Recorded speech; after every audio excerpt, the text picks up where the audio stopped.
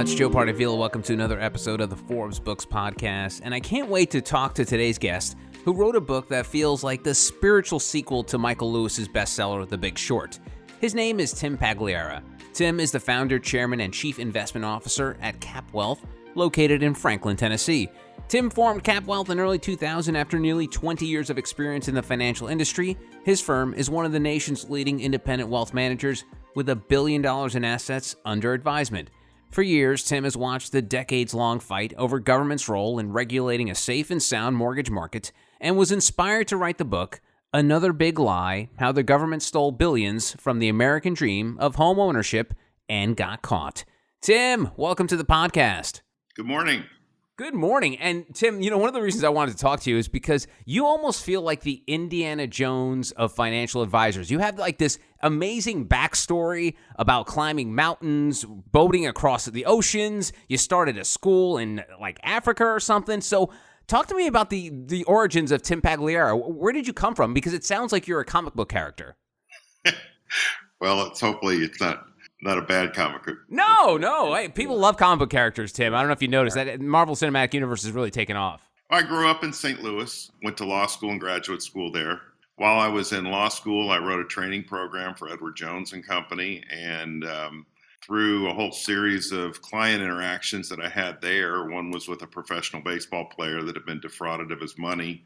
I just developed a passion for investing and helping people reach their financial goals. And so when I graduated from law school, I took the bar exam, and I've never collected a dime as an attorney and have had this be my career now for over 35 years. So when you went to law school, you didn't think you were going to be heading down this road. You probably thought you were going to be whether it's a trial attorney or corporate attorney. Was that sort of the plan when you first got into it? Not really. My undergraduate degree was in philosophy, and I just recognized early on lawyers can, they rule the world.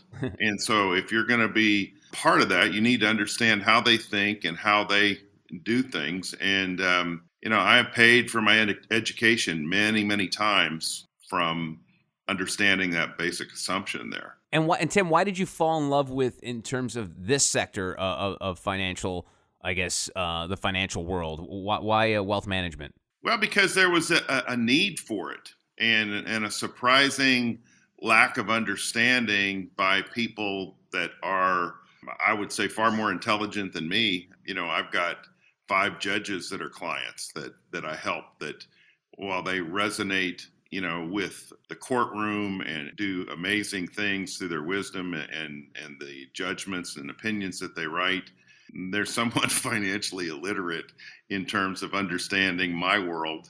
It's also one of those things, find what you're really good at. If that also makes you happy, then you've hit quite a combination. So I learned early on, for whatever reason, I was good at this. I got it conceptually, and I did it in a way that I probably would have been an average lawyer, and instead I'm an extraordinary financial advisor. That was a good idea. Good call there, Tim. Yeah. And why do you think they make the investment world and Wall Street and stocks and everything, why is it so complicated? Why does it feel like you're involved in some sort of episode of The Twilight Zone or Lost or Black Mirror? I mean, when I buy stock, who am I buying it for? When I'm selling stock, who am I selling it to? It's so very vague that, you need folks like yourself to step in and sort of clean things up, because it seems like such a mess. And one of the fundamental beliefs that we have, and we actually trademark this, we call it sophisticated simplicity. It's not as complicated as people like to make it, you believe it is. And when you listen to some of the great investors of our time, like Charlie Munger and Warren Buffett and others, they highlight that. Warren Buffett says you shouldn't invest in anything you don't understand.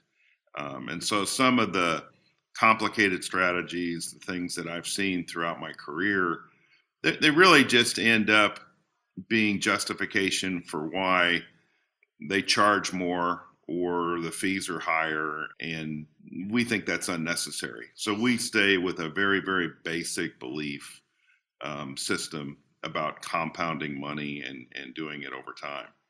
And how did you find that? Like, what led you to, did you have some sort of moment in your life, some sort of cathartic kind of dramatic thing where like, I got to make this easier for people because was way too complicated?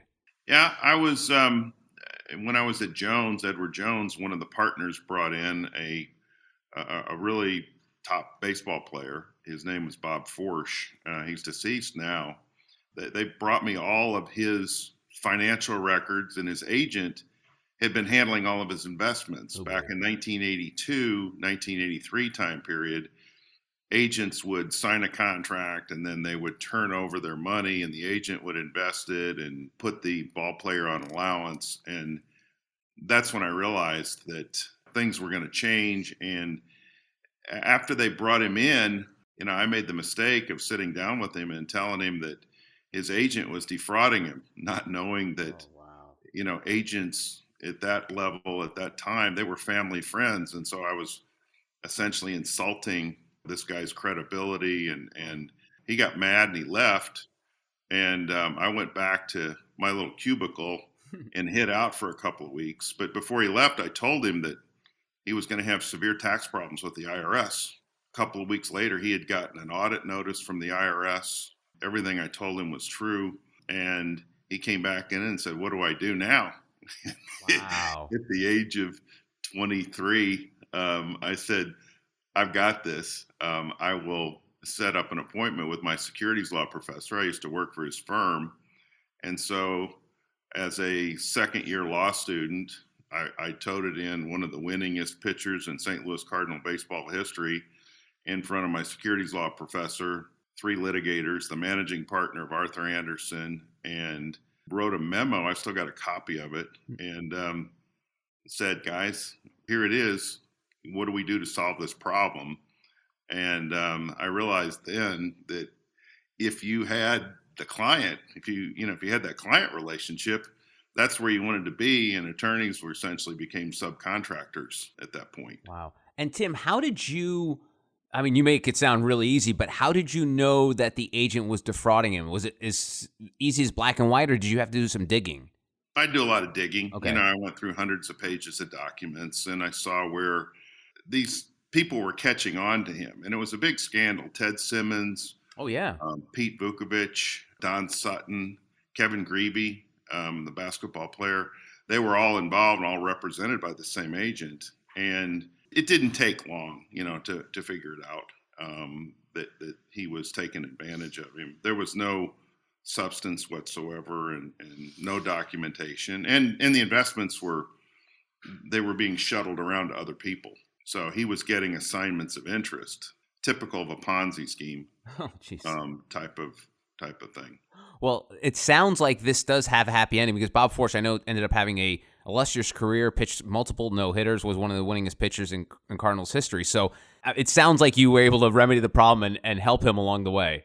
Yeah. Now he got the ship righted, and I've still got a picture of my 1-year-old son at training camp down in St. Petersburg, where he's holding him and holding one of his gloves. So it's a good memory. That's awesome. And I can only imagine, at that point, did you get all of a sudden, like, the entirety of Major League Baseball's Player Association calling you up and like, "Hey, do we need I need a hand with this, Tim"? No, because I was all behind the scenes. It was Wow. one of those things, and I knew my place. I was a second year law student, and the partner at Jones that was responsible for all of it. He maintained the relationship, and that's what they did, and that's why I also decided, well, if I develop these client relationships myself, I wouldn't be a subcontractor either, Hmm. working for other people. And what is it about the relationship side of it? Because it almost seems like there was a time in the wealth management space where it became a very faceless entity, and then all of a sudden you started seeing these people had a little more of a white glove treatment for clients. And you saw this early on, I guess, late 70s, early 80s. So how did you know that relationships were going to be key to building your brand? I just always had a sense of that, and I acted on it. I felt like the value of what we were providing would continue to evolve. In 1989, I left Edward Jones and I joined Hilliard Lyons, and they paid me a nice bonus to join them. And as a condition of joining them, I made them allow me to take the bonus they paid me. And I bought, with some additional bank borrowing, even, I bought 1.5% of the firm. Oh, And it was the worst year that we had in the securities industry in about 10 or 15 years. And, that turned out to be a really good investment because I felt like, again, the demand for what we were doing was going to continue to grow as the industry evolved from being a transactional type business to more of a problem solving approach. So, Tim, let's fast forward a bit. You've built up this amazing firm. You're one of the most acclaimed investment pros in the U.S., having been named the #1 financial advisor in Tennessee by Barron's Magazine and the #1 best in state wealth advisor by Forbes. But there have been some hiccups along the road. You endured the tech bubble, the financial crisis of '08, and, of course, the pandemic of 2020. When it comes to events like this, are all traumatic occurrences, are they created equally? They're not all equal. They all have different dynamics. In 1999, we took a lot of hits because back then, if somebody retired, I had 60% of their money I had in high quality corporate bonds, and if they were if they were taxable, I did tax exempts. We did value stocks. Very much like today, everybody was enamored with technology, and so every mutual fund had the same top 10 holdings for the most part, and we bucked up against that. My largest holding in 2000 was a shoe company, and that's about as far away as you could get from technology. And following 2000, what happened. I mean, NASDAQ, if you had taken 5% withdrawal from your money on an annual basis to live, you would have compounded at a negative 11% return for 10 years. The S&P 500 was negative. And we generated very positive returns during that time period for our clients, but that required a lot of discipline. So we've always taken the long view, and as a result, it's paid off. So that's when we first earned our stripes. We didn't panic in 2008. We went down like everybody else, but we stayed true to, the core, and people recovered very quickly over time. And, now we're faced with a similar type thing. I mean, value investing, which is where I live most of the time. And I define value as investing as earnings and profits of companies very important, and their balance sheets are important. And so we just don't buy companies that don't have earnings and don't have profits. That pretty much ends the discussion. But it was the worst year for value investing on record. And like the first 10 years from 2000 to 2010 was the lost decade of indexing investments. We're kind of repeating the same scenario now, where people have gotten to where they think this is pretty easy. And how important to you is it the fact that you've got to keep a level head in this? The old saying goes, this is not your first rodeo. So when the pandemic rolled around, where you're like, all right, I know this is going to be rough, but I've handled rough before. Yeah, I'm a 100-ton master captain. Boating's one of my hobbies, and I've got a plaque that I've carried with me, and it basically says, any old jackass can captain a boat in calm seas. And you've got to think clearly. You've got to look past the current events and project forward as to, where you think things are going, not where they are when they're right in front of you. And what did you learn? I mean, obviously, we try to get some sort of learning experience on anything. We all like to grow. What did you learn most about yourself and your company during 2021? That you can handle just about anything. You just break it down into component parts. I mean, we found out in February of 2020 that we were going to have to move our office because we couldn't get our lease renewed. So we had to swing into gear and do that, which turned out to be an amazing thing for the firm because we've got brand new space and it reflects how everybody works today. And that was really terrific.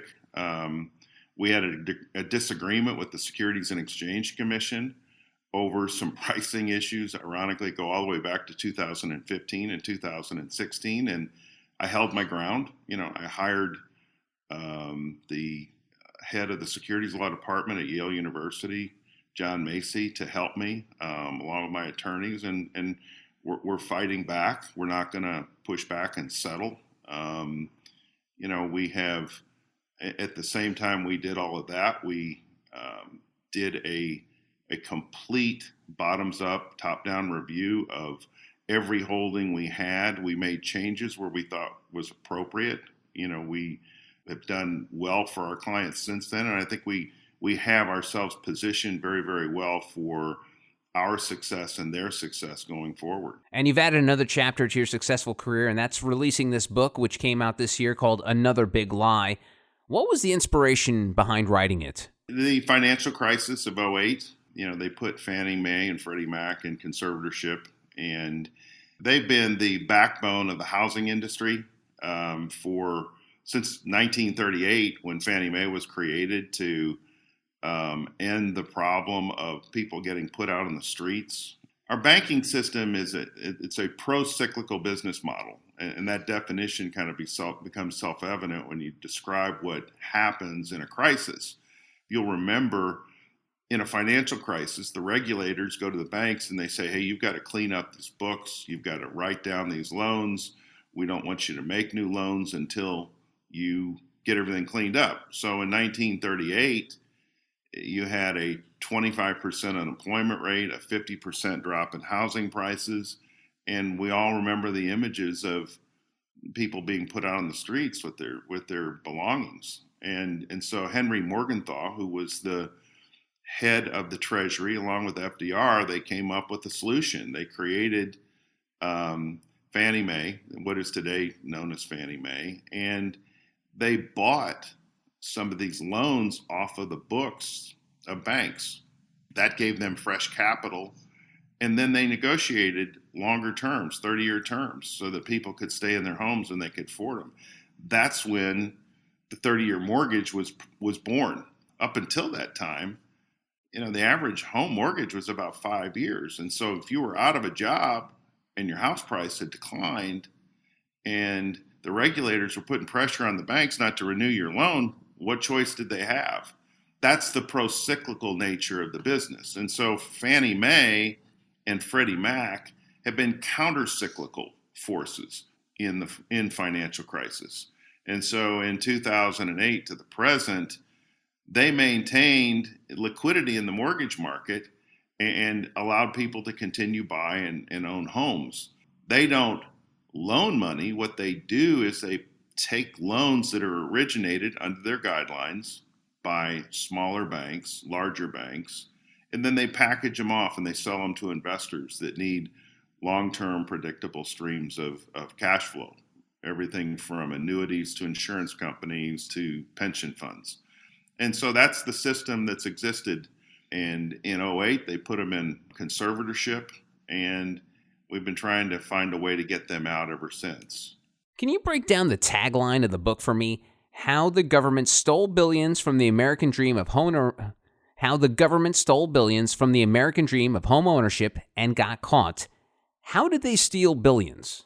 Well, what the Bush administration created a false narrative that they used to justify putting these entities in conservatorship. And what they really wanted to do was to shut them down. So they put some pretty ominous restrictions on them, kind of like TARP, only instead of for the banks, it was 10%, not 5%. And they seized 80% of the value of the company. So their intention was to shut them down.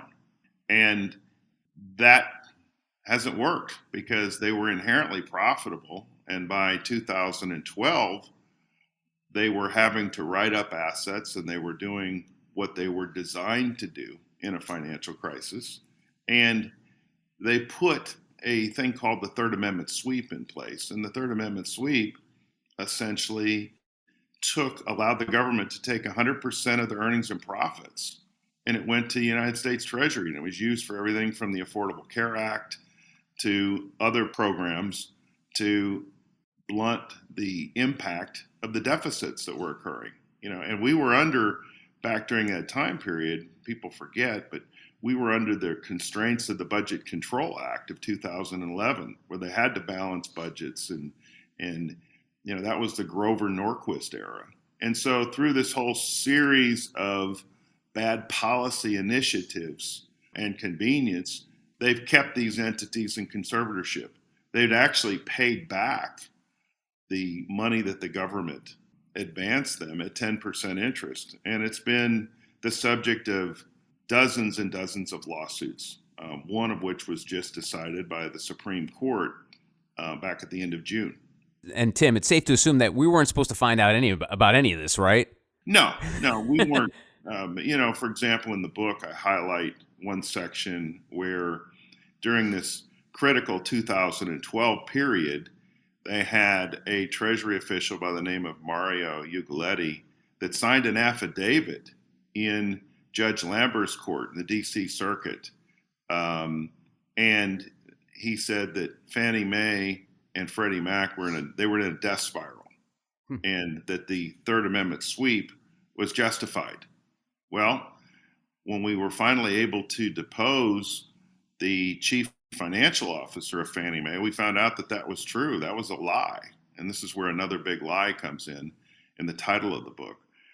The chief financial officer of Fannie Mae had just briefed Treasury and told them that they were entering a golden age of profitability and that they were going to have to start writing up assets. And so in order to keep them in conservatorship, they had to create this narrative of the death spiral that justified taking 100% of their earnings and profits. And yet less than 3 months later, they had to delay their final filings with the Securities and Exchange Commission. And 6 months after that, they paid the largest dividend in the history of corporate America, in fact, the world. They paid a $60 billion dividend to the United States Treasury. And that dividend, ironically, was memorialized in a letter to then Speaker of the House, John Boehner, in which it said from Jack Lew, who was Treasury Secretary. And he said, hey, we've got a little more breathing room. We're not going to run out of money now until the fourth quarter because we've got this large payment coming. And they knew all along where it was coming from and how these entities would subsequently pay the government back over $300 billion from the day the sweep was enacted in 2012. Wow. It's quite a story. And Tim, I'm not a conspiracy guy. I actually can't stand them. But this almost seems like this wide sweeping conspiracy that's almost like an open secret. It's, obviously people know about it on the inside, but no one on the outside knows about it. And thankfully your book is bringing a lot of stuff to light. But is the word conspiracy, is that the wrong kind of word to use? Or you think it's sort of in the vein of what a conspiracy is? I think it's not so much a conspiracy as it is bad policy. Okay. And again, in the Bush administration, they got into the existential problem of the ends justifying the means because they couldn't find a way to shut down Fannie Mae and Freddie Mac through normal policy concerns. And Hank Paulson and Ben Bernanke actually admit this. I've got a section in the book about it in an interview in the HBO special Panic, and in which Andrew Ross Sorkin said Hank was the general, and we had to act quickly because they were so powerful, and this is how we took them down. Mm-hmm. Paulson in his book talks about when he went into the board of directors in a private meeting and said, this is what you've got to do, and he memorialized that by saying, the next sound they will hear is their heads hitting the floor. He's got that in his book. I mean, that's the kind of stuff that you do in a third world country like Venezuela when you're confiscating assets. And they basically commandeered these two companies. Now, at the time they did it, I thought their intent was good. I thought it was like the British taking over the Queen Mary and the Queen Elizabeth in the financial crisis and pressing them into service because they needed Fannie and Freddie. They were not going to be able to solve the housing problem with those entities having any questionable financials or anything. So they stepped in, they took control. And what they should have done, and this is the choice the Biden administration has today to solve the problem, they should have released them. They should have made the changes that we've made in every other aspect of the financial industry where we require bigger capital requirements so there's less taxpayer risk, all that's been done. And after they accomplish that, then they should have released them back to the private sector. But they haven't done it, and the litigation goes on. As someone who's about to buy their first home, all this is very scary. Like reading about it, like the warnings you give.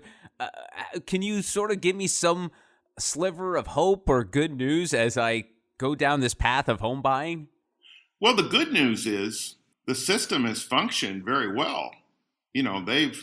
What they've done is they've stripped out the cash from these companies, but they've maintained, the home mortgage market very, very well. The problem, and this is where you hear about the crisis in home ownership now, because these entities don't have capital, they've raised the credit standards so high that the average person, some of the average people that would like to get a home mortgage, they can't. So they end up being renters in subdivisions where they should be homeowners.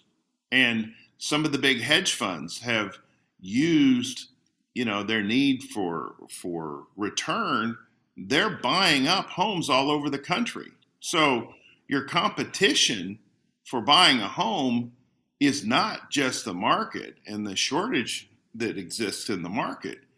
It's a hedge fund or BlackRock, the big financial services firm. They have to, homeowners have to compete with them. And so during this supply chain disruption where homes have gone or higher, inflation has crept in. You don't have to remind me, Tim. Yeah, absolutely. Yeah. Yeah. So now you've got people that could own homes, but their credit, their credit rating is, or FICO scores, less than 750. They can't get a home. So, our position, and this is the mission that Fannie and Freddie should be performing in the marketplace. If you can rent a home from BlackRock in a subdivision of homeowners, then you should be able to buy that home. And you should be able to satisfy the American dream. And so that's what the Biden administration's confronted with right now.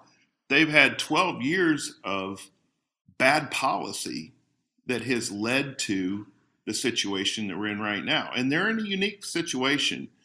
They could solve this problem in 90 days.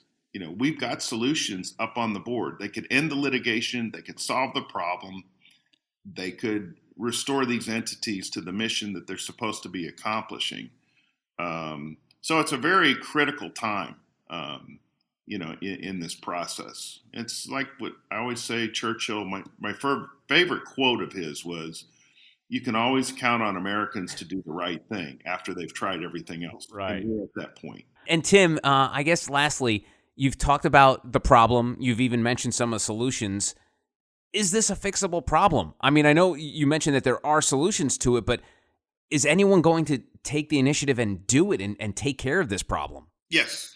The short answer is yes. Okay. And I always give a yes, no, because I hate it when politicians and other people,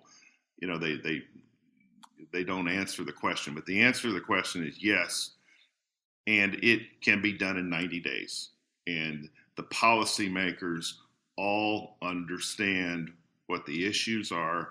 They understand the range of solutions that they have, and they can permanently fix this problem. And one of the really interesting things about the court ruling in this Collins case had to do with the way Fannie and Freddie were set up originally. They were set up to be independent agencies with an independent director that it could only be removed for cause. The court said that's unconstitutional. And once they rendered their opinion, it was less than 2 hours, and the current director at the time, Mark Calabria, he was fired. He was walked out of the building. And a acting director was named, Sandra Thompson. And so for the Biden administration to put their stamp on permanent changes to affordable housing and all of that, they have to take decisive steps. They cannot just go with the status quo, because they know that at the end of their term, if there's a new president, then that new president can make changes with executive orders by firing, the director and do the same things that they did, for example, with the Keystone Pipeline or other things. So this is now it's not an independent agency, as political as it's ever been. There are guidelines and the Federal Reserve and the other stakeholders in the government that, assess risk and all that. They're aware of what needs to be done. And I think that by itself will push a solution. And Tim, is this quoting the musical Hamilton, is this only happening in the room where it happens? Is it all so high level that no average American, how they say, write your senator, write your congressman. Is there anything that the little man can do, or is this just happening in these secretive meetings in these private rooms where no one knows what's happening? No, but I think there's room now, but when people experience the frustration of applying for a home mortgage and, when the supply starts opening up, this morning, housing starts in June were 6%, up 6.1% versus the 1% that was expected. Our economic system will fill a vacuum. If there's demand and we're 5.8 million units short on housing now, then they'll mobilize and they will get the product out. So we need to have the housing finance component of this solved so that when the supply comes back and we start meeting and we're able to meet the demand, we've got more owners and less renters. That's what's important. The dynamics are fundamentally different than they were in 2008 as we can deal with the type of crisis we have now. His name is Tim Pagliara. He is the founder, chairman, and chief investment officer at CapWealth and the author of the book, Another Big Lie. Tim, this has been a fascinating discussion, and thank you for making it easy for me to consume, because obviously I'm not that bright, but you made it easily consumable, this book, obviously, and this conversation. So thank you very much for taking the time and sharing all that with me. Well, thank you for having me on your show. You're very welcome, Tim, and that is it for this edition of the ForbesBooks podcast. If you enjoy the show, make sure you take a second to subscribe so you automatically get the new shows when they drop. Also, if you have a minute, I would love if you left us a review so more amazing entrepreneurs like yourself can discover the show. And please, don't forget the golden rule and treat others as you want to be treated. Thanks for listening. Until next time, adios. This has been a production of ForbesBooks Radio. Find out more at ForbesBooksRadio.com.